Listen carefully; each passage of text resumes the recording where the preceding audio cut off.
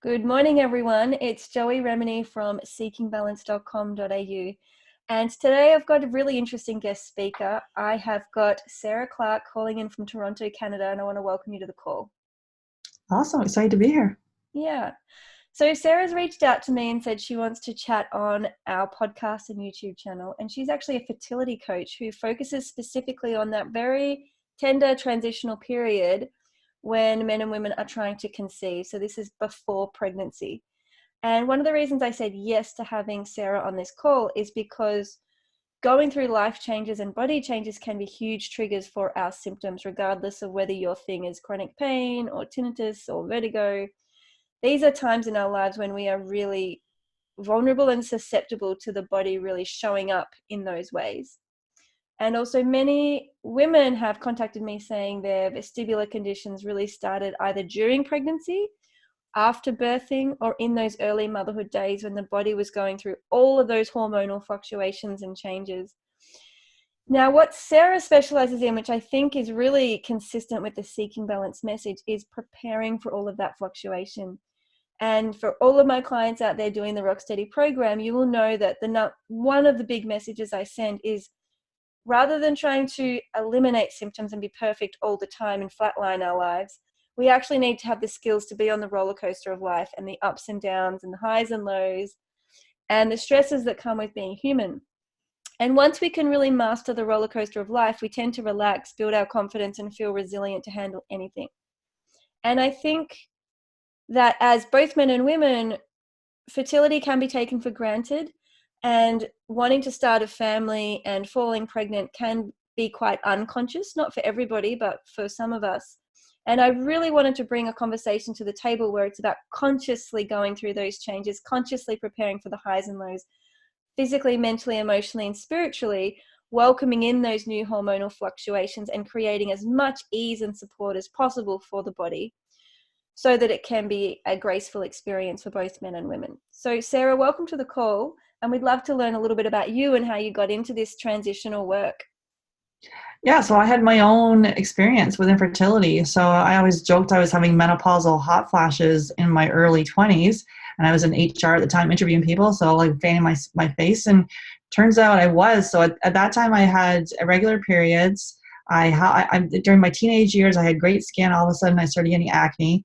I had a weird fungal rash on my chest. And then I had yeast infections.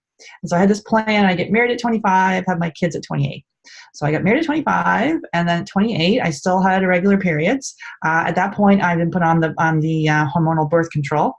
So I went off of that. The periods were still irregular. So I went to my OBGYN at 28, and I was told I had premature ovarian failure, which is a loss of function of the ovaries before the age of 40. So at 28, they say my only option to have children was with donor eggs. I remember the OBGYN just, reaching up on her shelf and grabbing the IVF brochure and saying, here you go. And I, at the time, didn't connect any of these other health symptoms that I were having. So I went straight to the fertility clinic, didn't take any time to grieve, didn't take any time to really think about what was going on in my body, completely disconnected. And I went to the fertility clinic. So we were lucky enough are the first fresh transfer to have our daughter. And Ava is 17. So this is back in the day when you said donor eggs and people are like, I don't even know what you're saying. And now with IVF on the rise and one in 6 in Canada, one in 8 in the States. I'm not sure what the stats are in Australia for people that are struggling with infertility, but Definitely on the rise. I know on the rise. Yeah, very, very common. exactly. So and now you have because people going through IVF, you have embryos that are being donated, embryos that are being adopted. So you've got these people, either you'll send them to research the embryo, or you'll destroy them. So I just want to kind of like dive in here because I think this is a really relevant conversation to this YouTube podcast, which is, I actually feel that this is kind of a reflection of the society we're living in and the pace we're living life and the priorities we have and the societal or cultural expectations upon both men and women, that it's actually putting the body under so much stress we are less fertile. Not all of us, absolutely. but some of us are really struggling to create the time and space physically, mentally, emotionally, and spiritually to create a new human being. Mm. I think that's nobody's fault. I'm not putting blame at all. But for anyone out there who's struggled with this or had a really hard time in those early motherhood phases, I just think you're not alone. And there is so much pressure on men and women these days to strive, perform, get a bigger house, get a new car, prove yourself, boost your status. And really, when it comes back to being a human and really accepting and loving ourselves as we are, it's not about the car, the status, the house, the job. It's about really grounding and slowing down and pausing and truly practicing contentment. And I think this is really going to feed into the full conversation today. But I really do think this is a little bit of a symptom of society, the fact that fertility is changing globally. Yeah, I agree. The fact that we're in the middle of a huge food experiment with glyphosate being sprayed on all of our foods, the fact that we're in this busy, and that we have to do instead of be, and being disconnected from our bodies. A lot of people will get the infertility diagnosis and we get like stuck on the diagnosis and we don't see what else is going on in their body. I had no idea that those other health symptoms I was talking about were connected. And Yeah. so for It sounds like me, you had I some fungus and stuff going on. totally. Yeah. Yeah. And so then for me, then we had 2 embryos left over, went back in, those didn't work, went on a separate list for another donor egg. And then we're lucky enough to have our son on the first fresh transfer. So he's 14, so 3 years apart. And then after I had my daughter, my health took a nosedive. I remember having like 9 colds in 1 year. Every cold went to a sinus infection. I thought it was a great idea to take antibiotics for all the colds. So it completely destroyed all my beneficial bacteria in my gut. And then I started having chronic bladder infections, peeing blood. I became allergic to all the antibiotics. I had dandruff. The acne got worse. It was like cystic acne on my chin. I did have a bout of vertigo, a couple bouts of vertigo. I had, what else did I have? I had chronic sinusitis, the chronic bladder, and the chronic yeast infections. I was still. How long did it take until either you or somebody pulled you aside and they'd said, look, your body systems are out of balance? How long did that take? It was me. So basically, I did not discover this until I was 40. So I had my daughter at 31, my son at 34, and then kept going in the corporate environment. And I didn't discover until I took a life coaching course, brought coaching into the corporate environment, had my own personal wake up call in this coaching course. And then discovered I loved health and wellness, took a health coaching course. And then the health coaching course, I'm like, oh wait, it could be food. Discovered I was sensitive to gluten, dairy, and later corn. And then also discovered the lifestyle, because you can eat this beautiful, perfect diet, right? All super clean, but you have to also look at the lifestyle side of things, looking at professional supplements, and then using that functional lab testing and digging into further to gut infections, which I did have a fungal overgrowth. I had Streptococcus H. pylori, so other gut infections going on. And then, but for me, I was fully in menopause when I discovered this. So I was 40 years old. So it was too late for me. So if you're still cycling naturally, there's things we can do. So like digging in, it's connected. It's not just, so for me, it presented as, so the genetic weakness for me was infertility. Other people, it could be, autoimmune disease, cancer, diabetes. It could be whatever it is for you. But for me and people that I work with, it's infertility, but we look at the whole body. Yeah.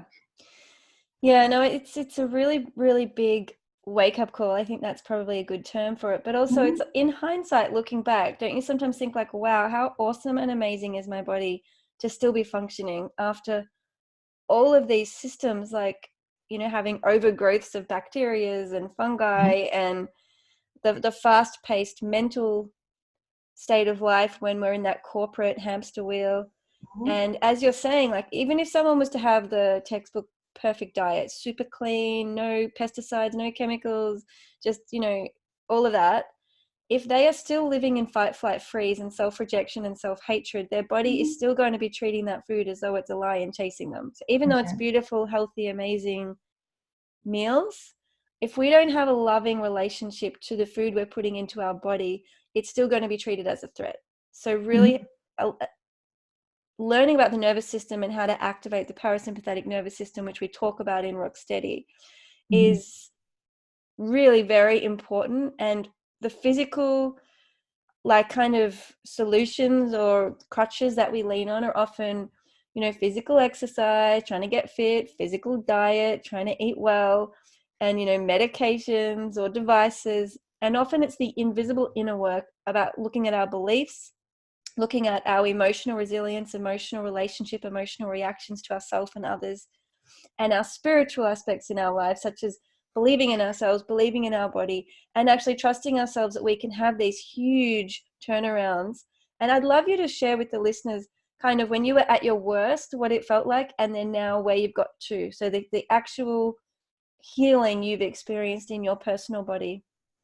Yeah, so for me, the worst part was probably when I had these bladder infections, and then I was peeing blood. All the antibiotics I was allergic to. At one point, I thought I had fleas. No, it was we fumigated the whole entire house. Thought the dog giving me fleas because I'm scratching like a crazy person. No, I had highs from the antibiotics and were lying in the tub going, "Where are these fleas?"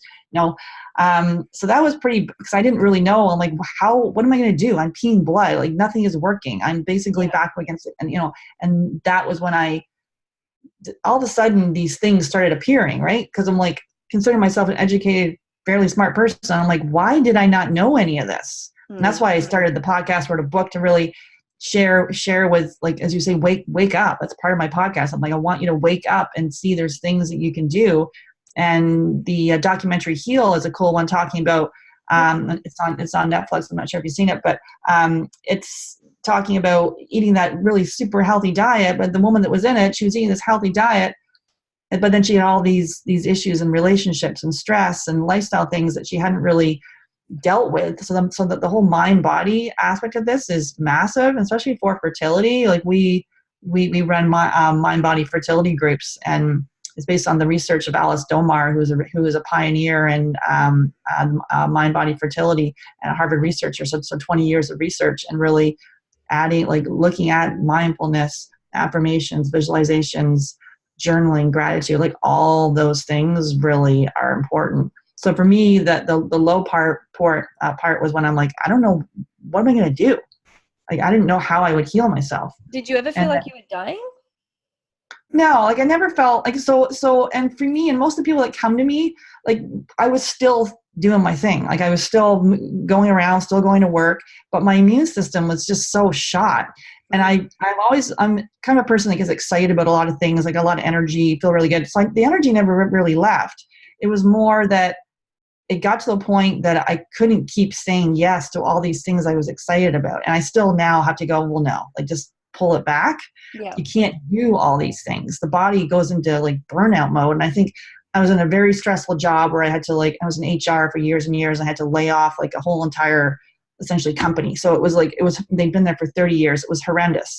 So, and it's interesting with this whole Me Too movement, talking to so many women going through infertility, and then they're telling me about like the harassment and stuff that they're dealing with in the workplace, and like toxic bosses and bullying and all this sort of stuff. And that, again, you're eating that seemingly perfect diet, but you could have all this extra stress. So that, I thought I was in a job I thought I loved until I decided I was completely done. And then I couldn't wait to leave, and I just wanted to do my own thing. And I never in a million years did I see myself becoming a fertility coach. Even when I went to write my book, I was going to write a book on weight loss, and I'd never struggled with weight in my whole life. I'm like, why am I writing a book on weight loss? Like I was in a book writing course to write a book. So I wanted to write a book to do like talking about health. And then halfway through the course, I'm like, your struggle is fertility. Like I have both my kids with donor eggs. Like that's a kind of a big thing. But to me, I'm very like, let's just get it done. And, I kind of move on. So I wanted to touch on that word you use, which is disconnection, which is actually probably the key issue for people with vertigo and tinnitus. They have disconnected from their body and they don't trust the sensations they're feeling in their body. They're like, well, my body's telling me I'm on a boat, or I'm rocking, or I'm swaying, or there's this roaring noise or pinging sound or whatever. And the things that they're hearing and feeling in their body are basically being rejected. And one of the ways the body copes with that rejection and its self-rejection is by disconnecting or dissociating and essentially leaving the body. So the mind and the body disconnect and they start operating in different ways. So even if the body's like, I'm exhausted and I really don't want to go and run this half marathon, the mind's like, you got to do this, you got to be fit, you got to run that marathon, and so the mind can really bully the body into things the body hasn't signed up for. And so we can be living in this disconnect, and it can be even smaller things like, you know, working full time when really the body's like, I want to slow down, and this full time position isn't healthy for me, etc. So learning how to reconnect the mind and the body back into a loving friendship and loving relationship is absolutely life-changing. This is probably the one thing all of my Rocksteady clients have in common, is they learn how to befriend themselves. Excuse me, my morning voice.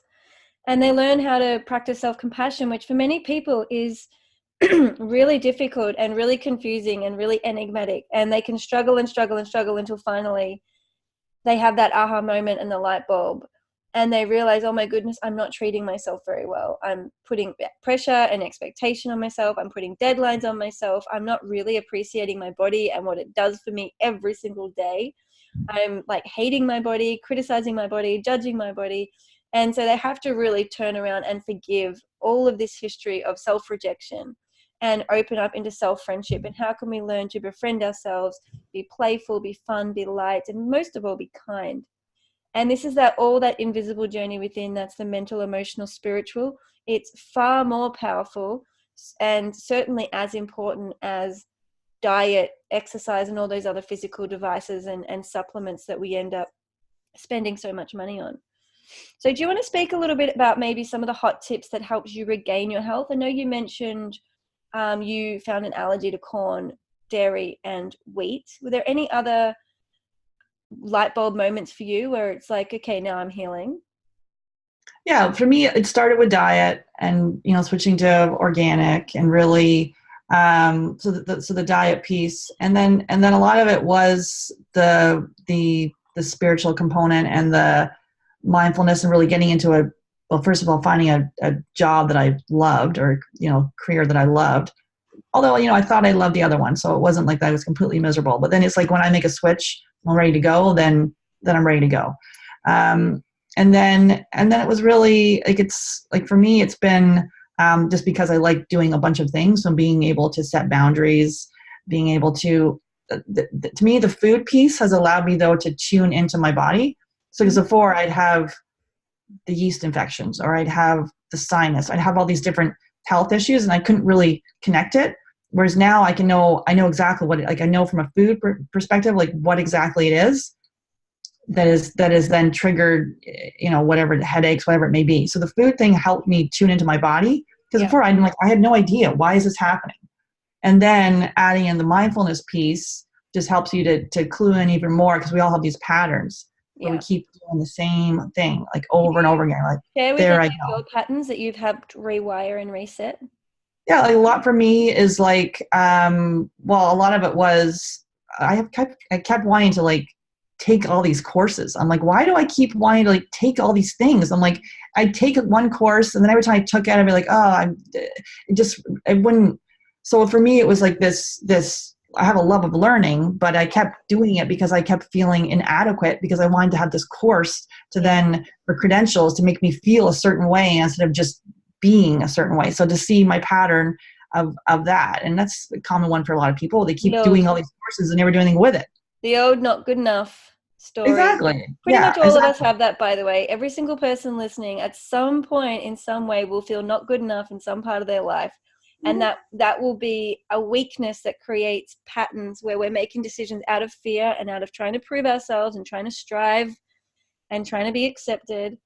And often what the body is striving for is acceptance of who we are and where we are in this present moment. Even if we're unemployed and feeling crappy and on the couch and really not able to do much in that day, the body wants to feel accepted and loved in that moment and good enough. And that's the inner peace and self-talk and self-reassurance that the science is showing really helps us heal. Because when we have that inner critic that's loud and self-rejection and self-hatred firing the thought tanks, it really does impact the neurochemical release throughout our body. The physiology and biology is impacted by the relationship we have to ourselves, our inner talk, our inner beliefs. All of this stuff is really key and really important.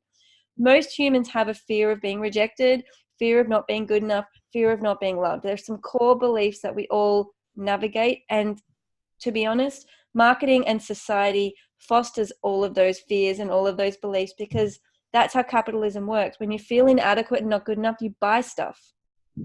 And if we all felt truly good enough and loved ourselves just as we are, we would stop buying things and capitalism would struggle. So there is a lot of subliminal marketing and societal messages. And for all of those mothers out there who experienced tinnitus and vertigo through their fertility times and pregnancy and birthing, I bet you there was a huge amount of like, am I good enough? Am I doing the right thing for my baby? And am I sleeping enough? Am I eating well enough? Am I doing the right things for my husband? Like, there's just so much doubt and so many questions, and so many times we second guess and triple guess ourselves. And it really is just creates this toxic sludge of self-doubt and like self-unlove, really. A lack of self-belief that really can make us undone unless we have this wake-up call and we start realizing, I need to back myself. I need to tell myself I'm good enough and stop waiting for my partner to say it, or my boss, or my kids. I need to tell myself I'm good enough. I need to start seeing evidence of that. And I need to start really making choices based of how can I put myself first? How can I soften the stresses in my life? How can I support my body through sleep, through nutritional wise choices and diet, fresh vegetables, colorful vegetables, get them into you? And how can I spiritually, emotionally, and mentally reduce clutter, reduce emotional baggage and suppression, and start to really free myself up so I can be present? So what did it feel like for you, Sarah, when you discovered presence? Yeah, so it's cornerstone of everything. It's either you're in the past, is you're catastrophizing about the future or ruminating about the past. So it's really, the presence is being present is the only thing. And that's mindfulness. So every time you catch yourself, every time you come back, like, that's mindfulness. So it's really, pardon? How did it feel for you? Well, it's an ongoing thing. I don't think everyone is like, oh, I'm present all the time. That's just not how it goes. But really, in the present moment, let's do it together right now. So I'll get you to close your eyes and sit nice and tall. We'll do it together, you and me. And then I want all the listeners to join us. And everybody just take like maybe 6 smooth, steady, natural breaths just to really drop into the present moment. And just acknowledge that breath is life. Literally, we can't live without it. The breath is nourishing our cellular body. And when we go to our breath and slow down with a few smooth, steady, natural breaths, we actually indicate to our brain that we're safe. And we help to turn on the parasympathetic nervous system and to remind our brain that there's no lion, there's no tiger, there's nothing to fight, flight, or freeze from right now. And just begin to notice in your body whatever's real for you, what chair you're sitting on, clothing you're wearing, the distance you are from your device that you're listening to this chat on.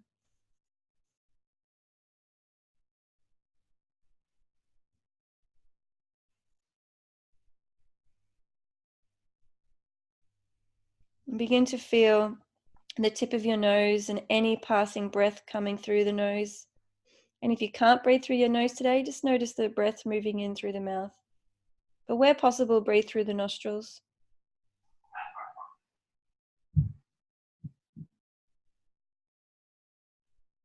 And notice that this present moment is all that ever matters in life. The past is done. The past has formed us. Our past experiences all collate into this present moment and make us who we are right now.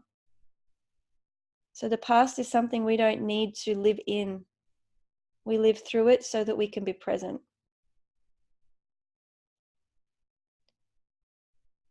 And as you breathe into this present moment, notice that the future you haven't created yet. The future is something you create through your choices. And if you would like to feel more steady, calm, peaceful, or connected in your future, the best way for you to achieve that is to be present right now and cultivate any feelings of calm, steadiness, peacefulness, and contentment in yourself. Because this present moment is actually feeding the next present moment and little by little creating your future. And as many of you doing the Rock Steady program know, whatever we focus on, wherever we put our attention, that's where the brain fires neurons, and that's the neurochemical release we get more of.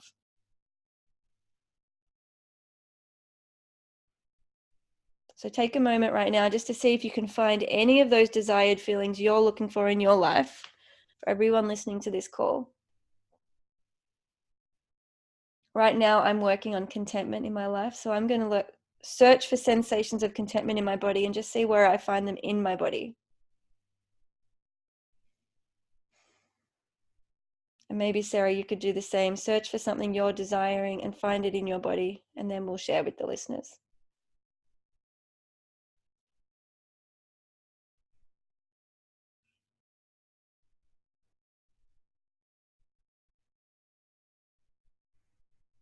When you found that feeling, you can all open your eyes if you choose and come back to the room that you're sitting in. So when I looked for this sensation of contentment in my body today, I felt very much like it's down the front of my body, down the front of my face, front of my heart center and chest, and all the way down towards my womb, actually. So all the way down the front of the body. And I could feel like a really open, spacious, warm, fuzzy feelings in my body. And that felt to me like the contentment physically embodied in my body. And I know that the more I can breathe in and focus on feeling that in my body, the more my neurons fire and release that little chemical cocktail of contentment for me. So that's a strategy I can use as a daily practice to help me work with my goal. What did you get, Sarah? Yeah, I like peacefulness. So for me, when I do meditation, it's really just before when I first started doing it, it would be like 5 minutes. There's no way I could sit for 5 minutes. And now it's 20 minutes, and the 20 minutes goes by like that. And I use heart math, so it's a biofeedback tool, and really to look at your heart rate variability.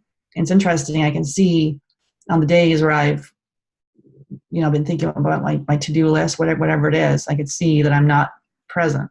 The days where I just do the belly breathing. So for me, it just is looking at the breath. So where did you feel peacefulness in your body today? Where did you connect? So this is all about connecting and embodying, because we can't do it in our head. Whereabouts did you feel it in your body today? Yeah, so for me, it's in the heart. In the heart center. That's where it showed up today. It's different. Every time we look for it, it's different. Sometimes it'll be in the lower body, sometimes the back body, sometimes the whole body. And sometimes it's such a huge, gigantic feeling. It fills the room and it feels like it fills the postcode. And so it's a really big sensation. So this idea of learning to tune in and listen to the body is quite foreign to many people, but really essential for neuroplasticity. And neuroplasticity is when we really engage with the sensory body and we take control over those neural pathways that are firing for us in the present moment.